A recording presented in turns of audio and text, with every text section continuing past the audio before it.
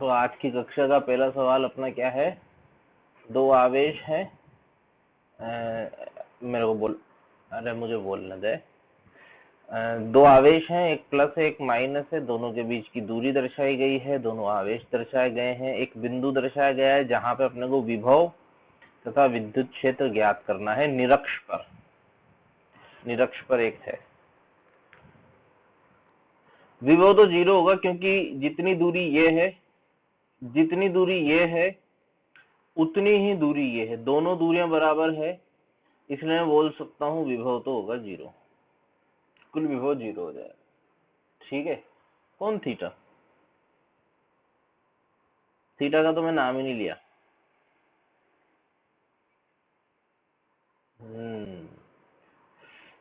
चलिए, अब विद्युत क्षेत्र कैसे लिखा तुमने बताओ?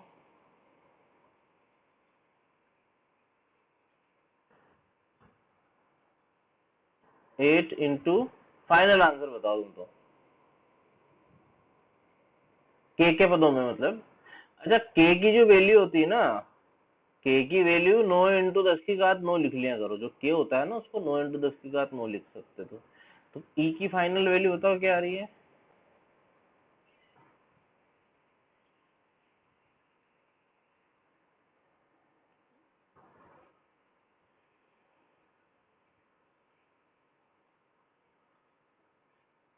हाँ हाँ हाँ, ठीक है। 10 की पावर,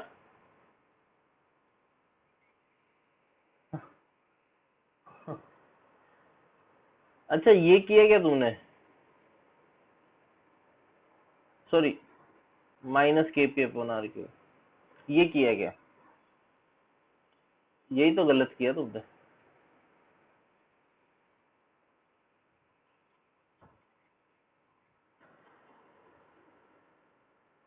ये कौन सा लगा दिया फिर तूने? क्या यहाँ पे x ग्रेटर देन a है? तो how can you use the formulas 2kp upon r cube and minus kp upon r cube? तुम इसको इस्तेमाल नहीं कर सकते, तो बोलो क्या करेंगे? हवन करेंगे, हवन करेंगे, हवन करेंगे। देखो, इस माइनस के कारण यहाँ लिखो इलेक्ट्रिक फील्ड अलग से, इसीलिए तो डेरिवेशन बताए थे तुम्हें। इसके कारण यहाँ लिखो, पास होगा, और दोनों का रिजल्टेंट निकालो। बुझे? अप्रोक्सीमेशन नहीं लगेगा यहाँ पे। ये 0.4 है, ये 0.5 हो जाएगा सेंटीमीटर में, मीटर में कन्वर्ट कर लेंगे। विद्युत क्षेत्र का परिमाण अगर यहाँ पे ई है और यहाँ पे ई है, तो मुझे ये एंगल निकाल के ई कोस थीटा, मान लो ये थीटा है, ई कोस थीटा प्लस ई कोस थीटा करना होगा। कोस थीटा निकालने के लिए मुझे ये एंगल, ये थीटा हो जाएगा, ये थीटा हो जाएगा। देखो ये थीटा होगा, तो कोस थीटा की वैल्यू कितनी जाएगी? ये 0.4 हो जाएगा। देखो, कोस थीटा यहाँ पे जो है थीटा 37 डिग्री हो जाएगा, उस हिसाब से कोस थीटा जाएगा। और ई कितना आएगा? ई बराबर के, क्यू है 1 माइक्रोकूलम, यूनिट कन्वर्ट करेंगे, के Q1 Q2, तो के क्यू स्क्वायर, नहीं सॉरी, के क्यू ही तो चाहिए सिर्फ, क्यू स्क्वायर कहाँ से आ गया? Upon r square, upon r square. R कितना लिखूं मैं? 0.5 सेंटीमीटर है, तो इसको मीटर में बदलना पड़ेगा। यहाँ से तुम्हें ई मिलेगा, और फिर तुम्हें आंसर देना होगा 2 ई कॉस थीटा का। ये तुम्हारा आंसर होगा। याद है? फाइनल मैंने याद थोड़ी कर रखा है, फाइनल तुम निकालो। एक डायपोल है, उसको सेंटर पे रख रखा है, मतलब मूल बिंदु पे रख रखा है, छोटा सा डायपोल है। उस डायपोल के लिए एक्स अक्ष दे रखा है, वाई अक्ष दे रखा है, एक्स और वाई अक्ष दे रखा है ना? सब चीज तुम्हारे सामने है। किसी जनरल बिंदु पे अगर मैं बात करूं तुमसे, किसी आर दूरी पे अगर बात करें, तो तुम्हें याद होगा एक तो अपन ई आर लिखते थे, एक ई थीटा मैंने लिखा था, और दोनों का जो रिजल्टेंट है, ठीक है, दोनों का रिजल्टेंट इस तरह से आया था, ठीक है। इसको मैंने फाई बोला था, इसको मैंने बोला था थीटा। तो अपनी कंडीशन है कि जो ई नेट है वो होना चाहिए वाई में, यानी कि थीटा प्लस फाई कितना होना चाहिए, बताओ? 90 डिग्री, सिंपल। यानी कि मैं बोल सकता हूँ जो फाई है वो 90 माइनस थीटा है, दोनों तरफ 10 ले लो। 10 फाई, इसकी वैल्यू अपन जानते थे, 10 phi equal to cot theta, ये हो जाएगा कॉट थीटा, यानी कि 1/10 थीटा होगा। और 10 फाई कितना होता है, 10 थीटा बाई 2 होता है ना जी।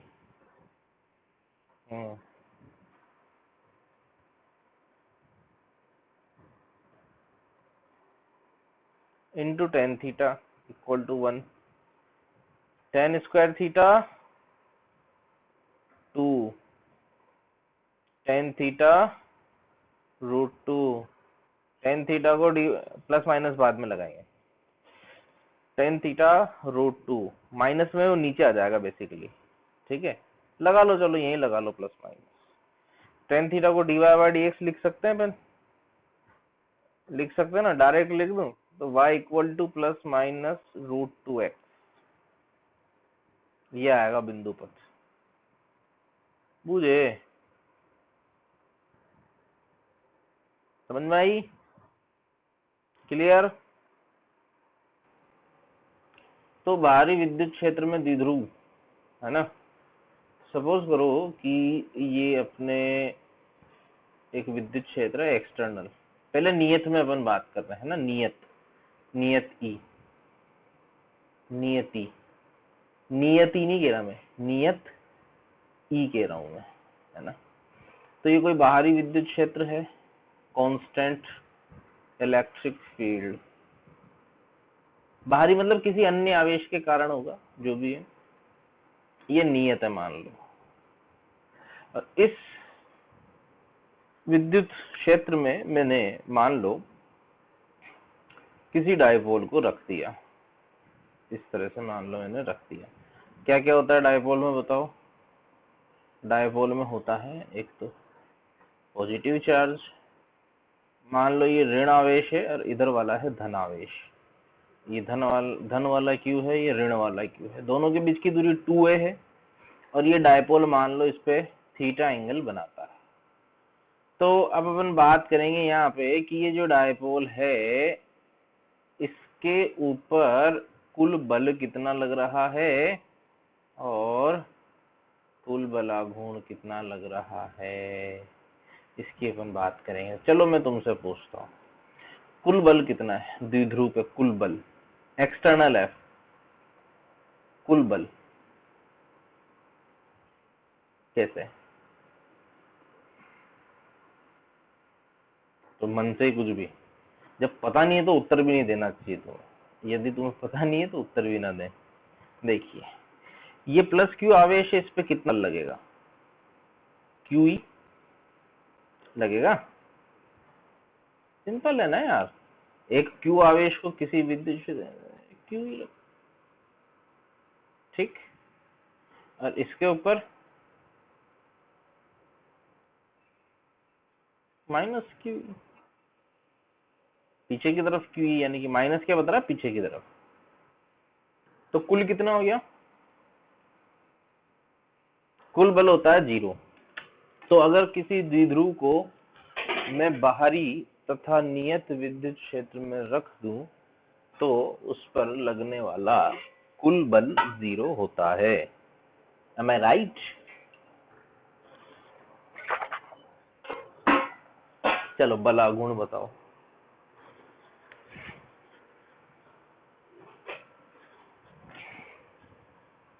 बल आगुण बताओ।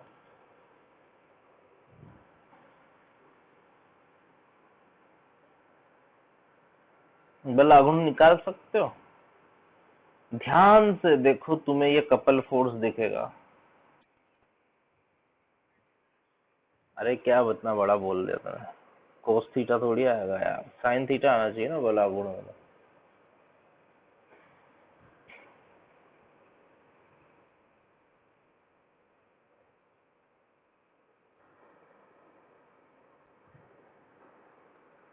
देखो बल आघूर्ण और उसकी दिशा। अच्छा बल आघूर्ण की दिशा बताओ, चलो बल आघूर्ण की दिशा बताओ, क्लॉकवाइज की एंटी क्लॉकवाइज? क्लॉकवाइज है ना, यानी कि विद्युत क्षेत्र की तरफ घूमने की कोशिश करेगा ये। कैसे? देखो कपल फोर्स है ना, तो कपल फोर्स के कारण जो अपन टॉर्क लिखते हैं वो कैसे लिखते हैं, कोई एक बल इंटू दोनों के बीच की लंबवत दूरी। तो टॉर्क जो हो जाएगा वो हो जाएगा, मैग्नीट्यूड में लिख देता हूं पहले, तो क्यू ई, ये तो हो गया बल, इंटू दोनों के बीच की दूरी 2a sine theta. Q into 2a को मैं क्या लिख सकता हूं,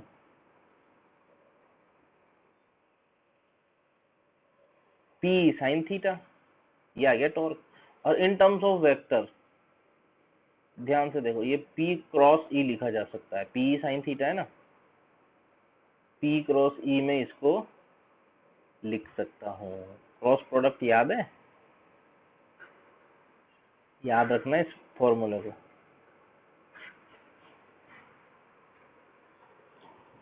देखो तो बताओ इस पे कुल बल आघूर्ण जीरो कब आएगा बताओ?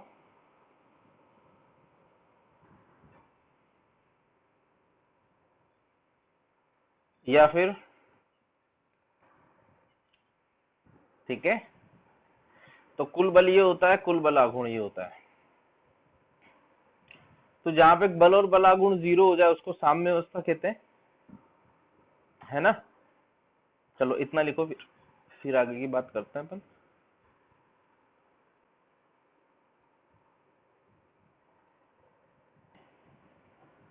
एक बाहरी विद्युत क्षेत्र है जो कि नियत है। इस बाहरी विद्युत क्षेत्र में मैंने दो द्विध्रुव रख रखे हैं, एक की दिशा तो इस तरफ है और दूसरे की दिशा इस तरफ है, ठीक है, इस तरफ है दूसरे की दिशा। बताओ दोनों में से कौन, एक और ले लेते हैं, चलो एक ऐसे लेते हैं 90 डिग्री पे, ठीक है। बताओ दोनों में से कौन, दोनों नहीं, तीनों, तीनों में से कौन कौन से, 1 2 3 ऊपर से नीचे, हरा काला लाल तीन है, तीनों में से कौन कौन से द्विध्रुव साम्य अवस्था में है? तीनों में से कौन द्विध्रुव साम्य अवस्था में है? हरा और लाल, थर्ड और फर्स्ट, हरा वाला और लाल वाला। क्यों, ये बीच वाला काला वाला नहीं है क्या? क्यों? कारण, हाँ, इसमें बल आघूर्ण आएगा, बल आघूर्ण आएगा, बल आघूर्ण आएगा, इसलिए साम्य अवस्था नहीं है। पहली और जो तीसरी स्थिति है उसमें साम्य अवस्था है, ये साम्य अवस्था है, ये भी साम्य अवस्था है, ये साम्य अवस्था नहीं है। अच्छा अब कौन सी स्थायी है और कौन सी अस्थायी है, चेक करके बताओ, कौन सी साम्य अवस्था स्थायी है तथा कौन सी अस्थायी है। साम्य अवस्था स्थायी है कि अस्थायी है, ये चेक करने के लिए ये जो ग्रीन वाला था इसको मैंने थोड़ा सा मान लो ऐसे घुमा दिया, ऐसे कर दिया, मान लो थोड़ा सा इसको ऐसे डिस्प्लेस कर दिया इस तरह से। अब बताओ इस पर बल आघूर्ण किस तरफ आ रहा है? अगर मैं इसको एंटी क्लॉकवाइज घुमाता हूं तो इस पर बल आघूर्ण, पी क्रॉस ई की दिशा देखो ना, पी ये रहा, ई ये रहा, पी क्रॉस ई की दिशा क्लॉकवाइज आ गया ना, क्लॉकवाइज बल आघूर्ण ऐसे आ रहा है इस पे। अरे ये जो द्विध्रुव आघूर्ण होता है ना उसकी तरह ही होता है, चुंबक की तरह, एन एस, उसको जब चुंबकीय क्षेत्र में रखते हैं तो वही सेम कंसेप्ट है पूरा। तो अगर मैं बलागुण की दिशा देखो, P क्रॉस E की दिशा किधर आ रही है, क्लॉकवाइज आ रही है ना। तो अगर मैं इसको इधर घुमा रहा था तो इधर बलागुण आ रहा था। अच्छा, अगर मैं इसको इधर घुमा दूं तो, मान लो मैं इसको ऐसे कर दूं तो तब ऐसे आ जाएगी। ध्यान रखना, जो P की दिशा होती है वो चाहती है E की ओर जाना। P हमेशा E की तरफ जाना चाहता है, P हमेशा E की तरफ जाना चाहता है। तुम बल से देख सकते हो, चित्र बना के देखो, दिमाग लगाओ थोड़ा। ये अस्थाई, क्यों, समझाओ मुझे। जैसे मान लो मैं इसको थोड़ा सा घुमा दूं, ऐसे मान लो ऐसे घुमा दूं मैं, इस पे टॉर्क है ना, टॉर्क इधर आएगा। तो पूरा घूम के इधर आ जाएगा, मतलब दूर भग जाएगा फिर वो। तो थीटा बराबर 0 स्थायी साम्यावस्था और थीटा बराबर 180 अस्थायी साम्यावस्था। ठीक है। अब चूंकि अगर मैं इसको यहां से छोड़ दूंगा तो इस पे बलागुण का कार्य होगा, और बलागुण का जो कार्य होता है या बल का जो कार्य होता है वो स्थितिज ऊर्जा में कमी या वृद्धि करता है। अगर बाहरी बल का कार्य मतलब विद्युत बल की बात कर रहा हूं मैं, यदि विद्युत बल का कार्य, सपोज करो कि ये कोई विद्युत क्षेत्र है, ये कोई विद्युत क्षेत्र है, इस विद्युत क्षेत्र में मान लो कोई द्विध्रुव है, ये माइनस ये प्लस, ये द्विध्रुव हो गया, इधर प्लस होता है इधर माइनस होता है। बल तो कुल इस पे 0 होना ही है, पर इस पे बल आघूर्ण तो आएगा भाई। इन बलों का अगर मान लो मैं इसको ऐसे घुमाऊं, सपोज करो मैं इसको ऐसे घुमाऊं, ऐसे ऐसे मान लो मैं इसको घुमा दूं, तो घुमाने में कार्य करना पड़ेगा ना इसको, क्योंकि इस प्लस आवेश को विद्युत क्षेत्र के पीछे ले जा रहे हैं अपन। देखो ध्यान से, ये जाना चाहेगा क्या प्लस आवेश विद्युत क्षेत्र के पीछे? सोचो, ये माइनस ये प्लस, विद्युत क्षेत्र क्यू इधर है, तुम इसको घुमाना चाहते हो कैसे, इस तरह से, ऐसे तो घुमाना है तुम्हारे को, आया ना। तो क्यू, हाँ, तो उल्टा घुमाना है। अगर तुम्हें ई की दिशा के उल्टा घुमाना है, मतलब पी को अगर तुम्हें विरुद्ध कार्य करना है, विद्युत क्षेत्र के विरुद्ध अगर कार्य करना है, तो स्थितिज ऊर्जा बढ़ेगी, हाँ या ना। तो यदि किसी डायपोल, अगर कोई डायपोल थीटा कोण बनाता है विद्युत क्षेत्र से, तो स्थितिज ऊर्जा जो परिभाषित है वो है माइनस पी डॉट ई से। ये याद रखना अपने को। थीटा बराबर 90 पे स्थितिज ऊर्जा 0 मानते हैं अपन, थीटा बराबर 90 डिग्री पे पोटेंशियल एनर्जी 0 मानते हुए ये फार्मूला आया है। ठीक है, ध्यान रखना ये बात। 0 कहां पे माना है, थीटा 90 पे, यहां पे 0 मान रखा अपन ने, यहां पे 0 मानते हुए स्थितिज ऊर्जा का फॉर्मूला ये आया है। अब बताओ स्थितिज ऊर्जा न्यूनतम कहां पे है, स्थितिज ऊर्जा न्यूनतम कहां पे है बताओ? 90 पे। मैथ्स आती नहीं आती थोड़ी? कैसे? कोस थीटा होगा ना, कैसे?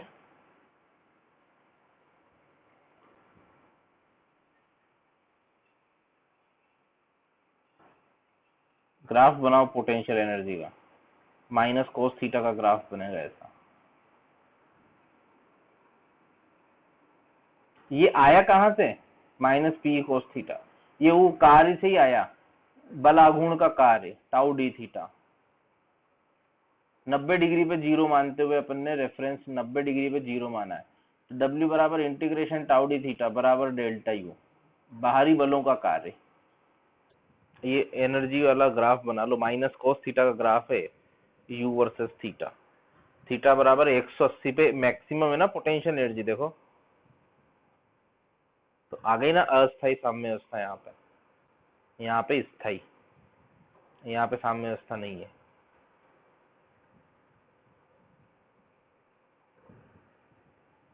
समझ गए? चलिए, large sheet with constant charge density sigma, ठीक है, इसके सामने एक द्विध्रुव रख रखा है, ठीक है। बेसिकली जो द्विध्रुव है वो एक छड़ से बना हुआ है, ये एक छड़ है बेसिकली, ठीक है। This is rod. अच्छा, द्विध्रुव के लिए जो बाहरी विद्युत क्षेत्र में अपन ने जो लिखा, इसमें मैंने ये कहीं नहीं कहा कि R लेस देन A, ऐसा कुछ लफड़ा नहीं है यहाँ पे, है ना। मान लो ये लंबाई L है, मतलब एक छड़ है जिसकी द्रव्यमान M, लंबाई L है। इसके दोनों किनारों पर द्रव्यमानहीन आवेश मानने हैं, प्लस Q माइनस Q, आवेश को द्रव्यमानहीन मानना है, ठीक है। किसी तरह से यहाँ प्लस Q और माइनस Q लगा दिया। ये कुचालक छड़ है, ऐसा नहीं एक चालक हो मिलके जीरो हो जाए, कुचालक छड़। यदि छड़ को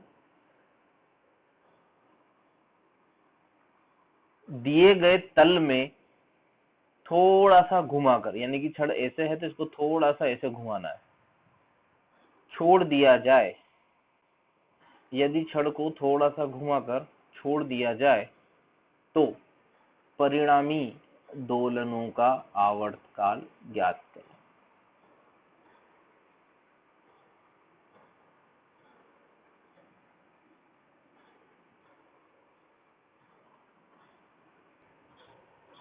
इसका कुछ द्विध्रुव आघूर्ण है कि नहीं? मान लो इसको मैंने थोड़ा सा घुमा दिया तो इस पे बल आघूर्ण कितना आएगा बताओ? P sine theta. थोड़ा सा घुमाया, ध्यान रखना थीटा बहुत कम है। P sine theta. टॉर्क बराबर आई अल्फा। आई कितना लिखूंगा मैं? एल। अब पी का मान लिखना पड़ेगा, क्यू इंटू एल, ई हो जाएगा। साइन थीटा को थीटा लिख देता हूँ, छोटा है क्योंकि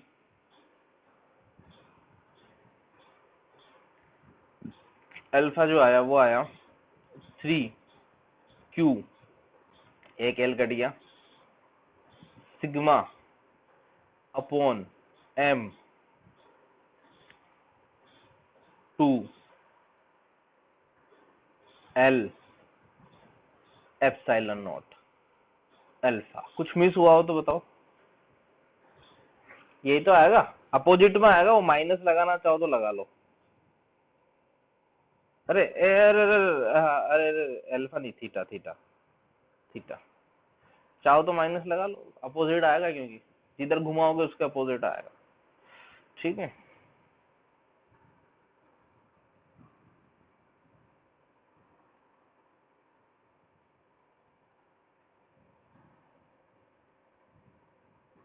आगे बोलने की जरूरत है क्या? ओमेगा स्क्वायर बराबर 3Q sigma 2ml epsilon not.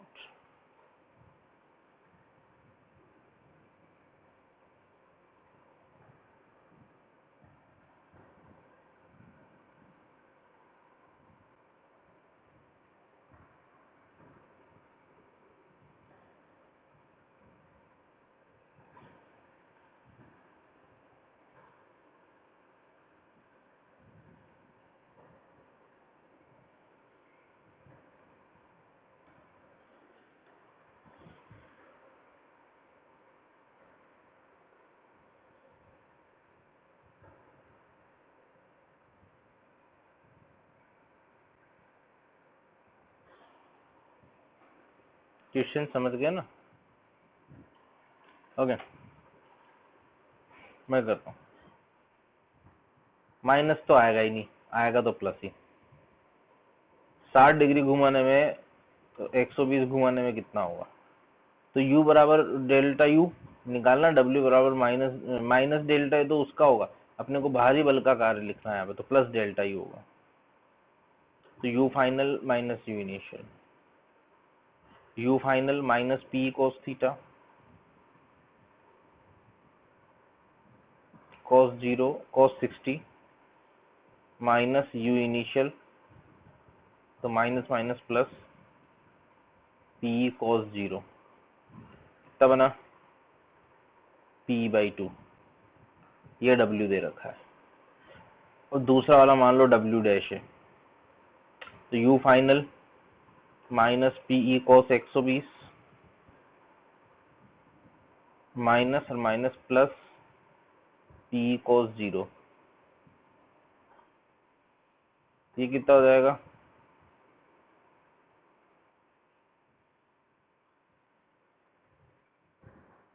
3 गुना ज्यादा कार्य होगा।